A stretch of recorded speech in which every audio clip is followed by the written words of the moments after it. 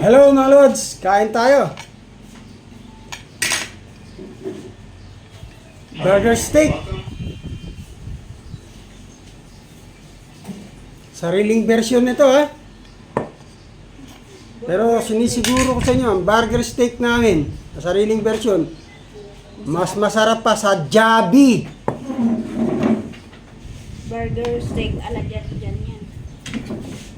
Tawagin, burger steak ala Jan Jan. Jan Jan Jan Jan Jan Jan Jan Jan Jan Jan Jan Jan Jan Jan Jan. Let's eat.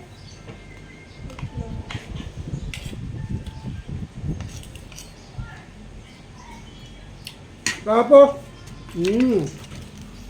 meron pa kaming dumplings. With sausawan.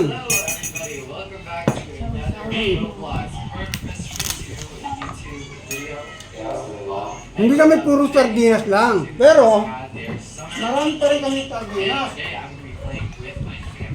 Dalawa lang nilabas ko sa lalagyan. Isang kahon yan. O baka naman, Unipack. Madalas ka sa aking hapagkainan. Pero pahinga ka muna ha.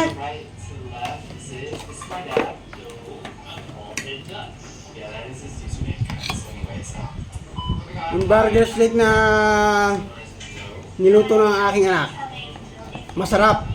Medyo napasobra lang yung alat sa burger. Pero yung pinaka-sauce niya, qualified na qualified. Better than Jollibee. Promise. Mas masarap pa sa Jollibee. Yung burger talaga ang maalat. Vlog ko to, huwag kang umepal. Pag di ako umiipal, pinapaipal mo ako. Ikaw ha? Pag sabihan mo yung asawa mo, tatamaan ta ka niyan. Hindi ako natatakot sa yung kalbo ka. O, tamo? Meron pa sa likod. Meron pa. Pero promise, Tawag ng tawag sa akin pag hindi ako. yung sauce na ginawa ng burger steak, matagal kong kumakain ng Jollibee.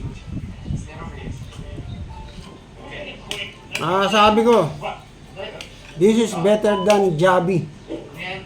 Yung sa burger steak lang talaga, medyo maalat kasi binili namin yan.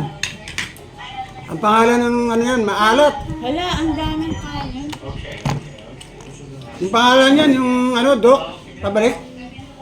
Alam niyo na kung anong Doc yun ha. Anong dok yun? Dikon?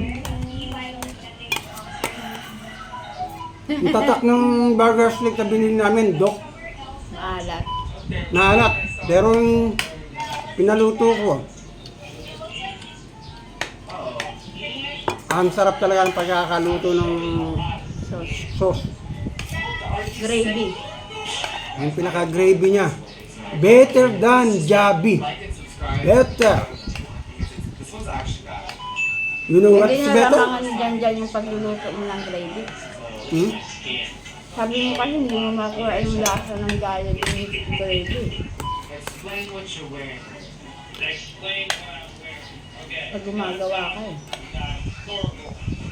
Ikaw, Apple ka na naman. Vlog ko to!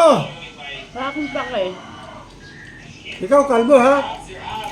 Pagsabihan mo yan ha? Punta!